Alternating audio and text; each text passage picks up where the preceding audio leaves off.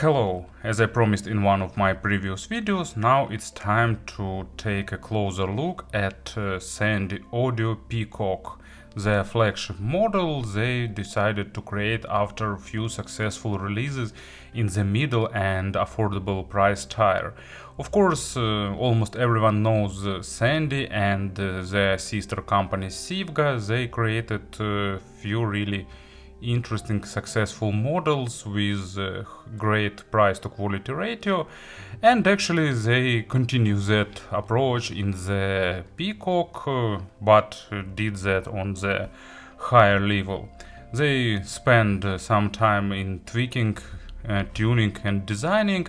They used a nice 88mm planar-magnetic headphones driver, and of course they did their best to create a premium look and feel. So for the $1,500 of price of this model, they try to deliver you the maximum value. I will put links in the description, and let's have a closer look. Package is traditional, it's just a regular sized box made of brown recycled cardboard. I didn't put it on the table because it just looks looks common, and that's it. If I won't forget, I will add some photos during the editing of this video, but I think it's just the way it should be. Outer package should be simple, but inside you start getting premium materials, nice design. You can see the shape of the case reminds what we've seen before made by this company, but now it's nice brown leather, this cute looking feet. It can be even put vertically. I not sure if it makes much sense, but anyway. So open the zipper and get to the internals. Cable in pouch and headphones themselves.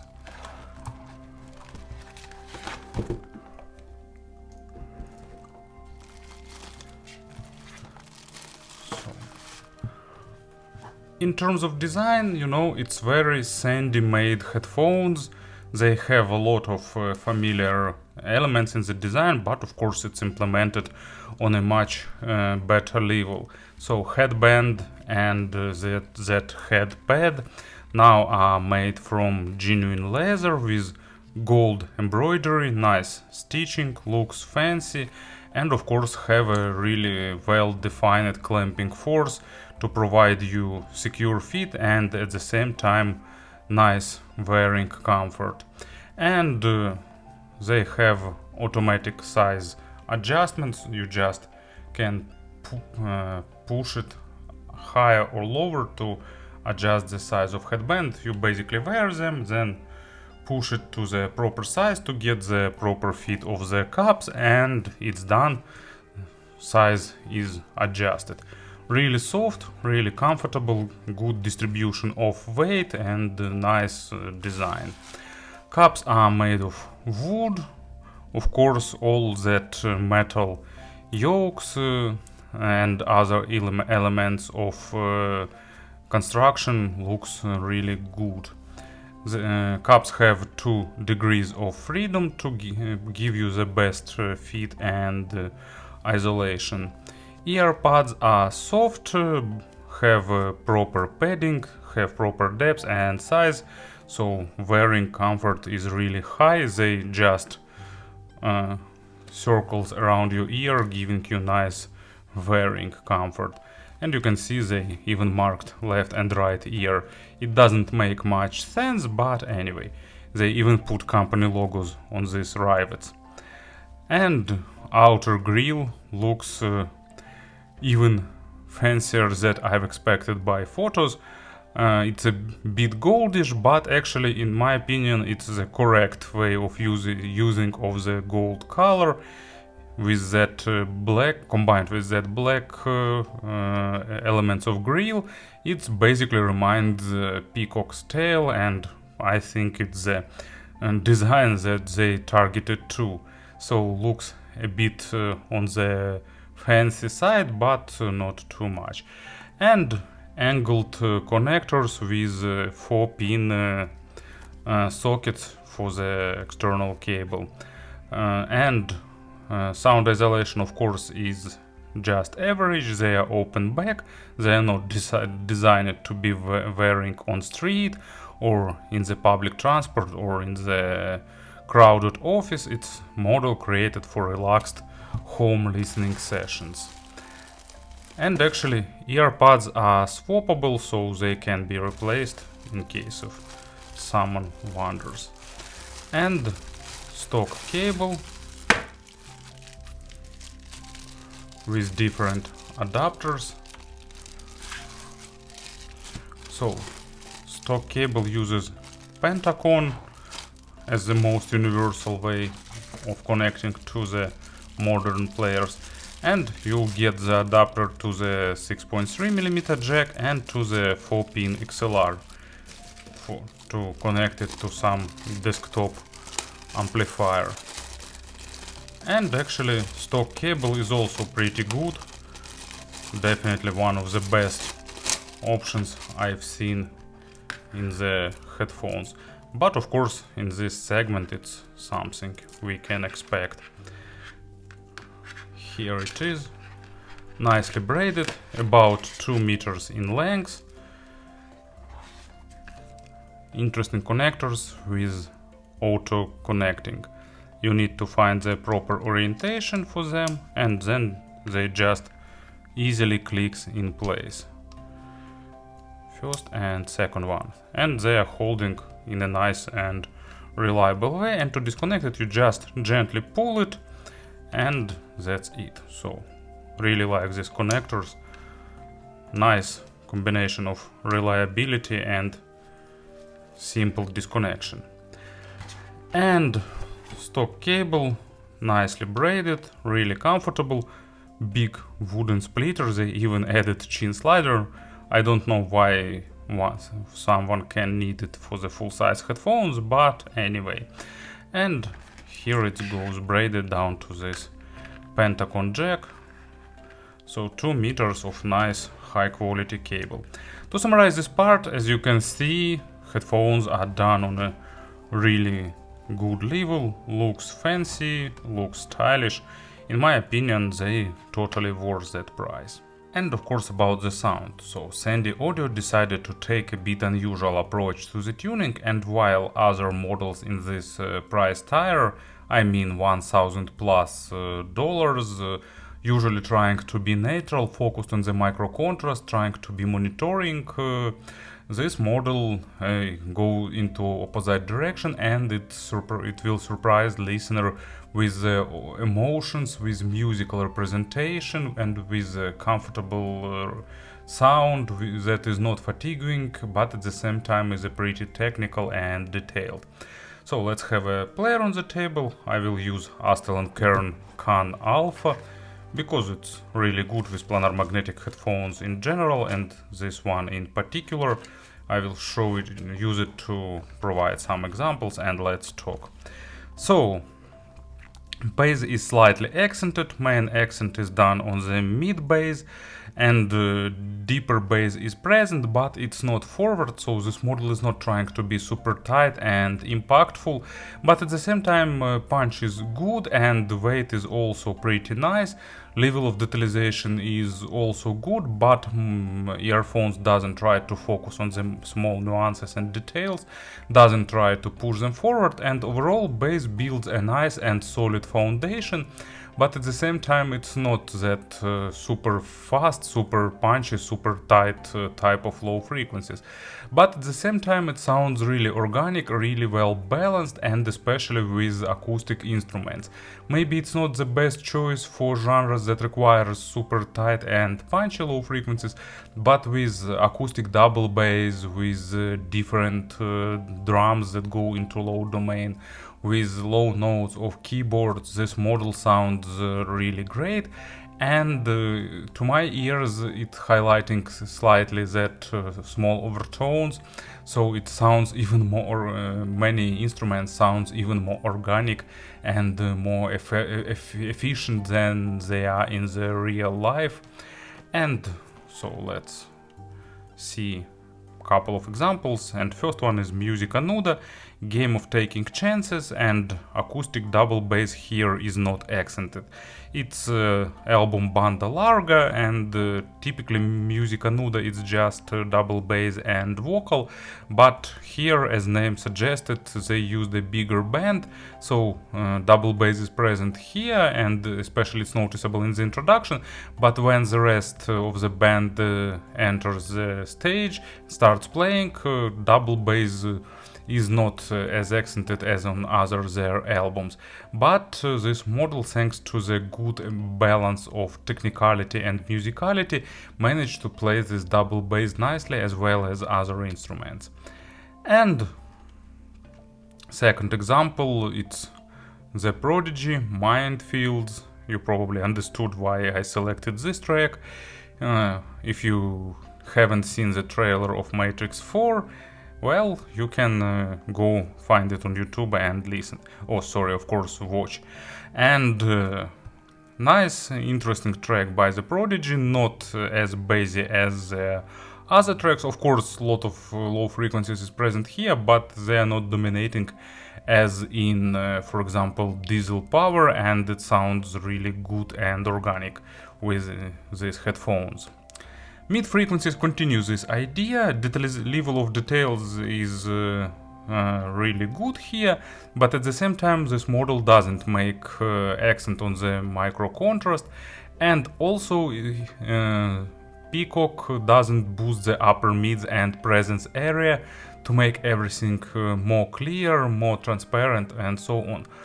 That gives, you know, nice sense of musical representation and sense of comfortable, non-fatiguing listening. At the same time, it's not that type of dynamic driver mids when they are softened, when they are lacking dynamics or something like that. So dynamics is here, and it's even slightly highlighted, not too much, but a little bit, and they are really good in representing emotions. Detalization is good, but at the same time this model is pretty forgiving. Of course, for the flagship model, it doesn't require superbly recorded tracks to sound absolutely stunning, but of course with better recorded tracks they sound better too. Well, what you put in, you get back. And they build a pretty good stage, really worthy flagship status, wide. Depth is slightly less than width, but still depth layering is done also pretty nicely, so staging is their strong part. You'll get all that three-dimensional effects and all that come with that. Male vocals sounding really organic. I like how they highlighting overtones, how they highlighting emotions. Female vocals at first listening lacking a bit of forward presence, but when your ears accommodate to that frequency response, you'll understand that detalization is also really good here, and you're not losing some significant details. And first example for the mid frequencies, it's actually an example of three-dimensional effects and different stuff like that. It's one of my favorite albums, Amaseffer, and track Wooden Stuff. So Amaseffer, it's kind of progressive metal, but at the same time, you know, it's like a audiobook with a lot of different sound effects, with pretty nice record quality, with interesting story, and not super heavy tunes, a lot of interesting catchy riffs and so on. Well, I'm always advertising this album whenever I could, so highly recommend it. And a lot of 3D effects, different wind blows and sand squeaking sounds and other stuff like that, with good width and depth positioning, and this model plays it nicely, giving you more sense of presence.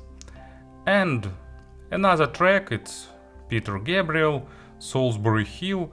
I really like the odd time signature of this track, and also nice work of the symphony orchestra and arrangement of this track.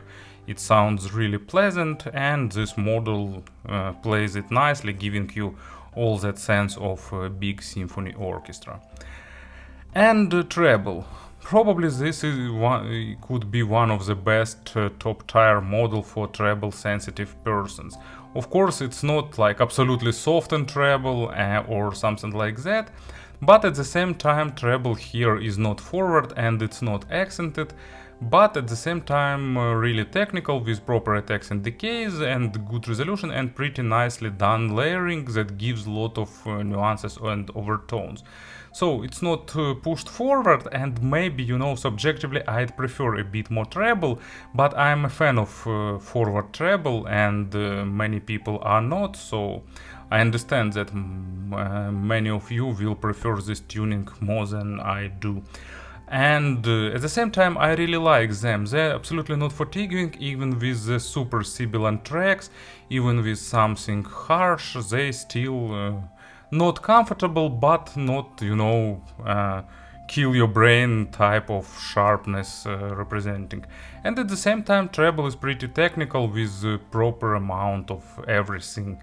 And I really like how they adding that small sense of room that is typical for the treble, and all that small decays of the strings, small overtones of vocal and other stuff like that.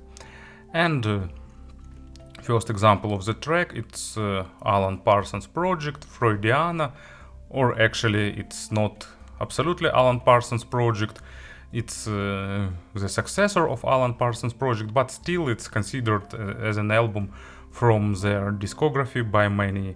And this track starts with a lot of interesting sounds like crickets, some birds chirping, and then main part enters, also nice orchestral work and a lot of small nuances in the treble area that this model delivers nicely. And second example, April in Paris, it's actually type of tracks where this model absolutely shines.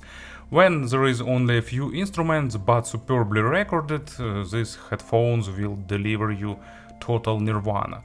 Of course, if you don't like that monitoring and dry type of representation, here you'll get proper weight distribution, here you'll get highlighted nuances, and here this track is all about good fortepiano, and this headphones adding a bit of weight, making it more emotional and more engaging. And a lot of other instruments appears here time to time, and this model renders them nicely. In terms of drivability, they are not super hard to drive, but they definitely like additional power, and that's why I'm using Aston Kern Alpha Cube, so desktop amplifier would be a good thing for them, or some kind of powerful player with more powerful setups, they giving much better results, so Ibasso DX220 Max is another great choice for them, or something like that, or just some desktop. And unfortunately I don't have any other headphones in this segment to compare, because I had Hi-Fi Man's Ananda for $1,000, but they are much more natural, much more focused on the micro contrast, and I have a bunch of headphones from more expensive segment like Kennerton Tror and Meze Empyrean. They are more expensive and they are better in sound in many aspects. Meze Empyrean is more natural, more focused on the micro contrast, and Tror is more focused on the emotions, more dynamic, more boosting dynamics. So, but this model offers a bit of unique signature. Maybe there are other headphones with such representation, but I haven't heard them. They are crazy comfortable for everyday listening. If you, like me, use headphones during the work, especially when you are working from home, for example, and you want some music that doesn't grab your attention too much by itself, of course. If you want to focus on the music, you just relax in this model, and of course they will deliver you that emotions and stuff and so on. But if you like long listening sessions that are comfortable but at the same time really technical with good spacious stage, Peacock can be an option you have to consider because it's really interesting. It's not that type of audiophilic tuning, but it's really enjoyable for those who want to listen to music and not just the details. Thank you for listening, thank you for your attention, and have a nice day.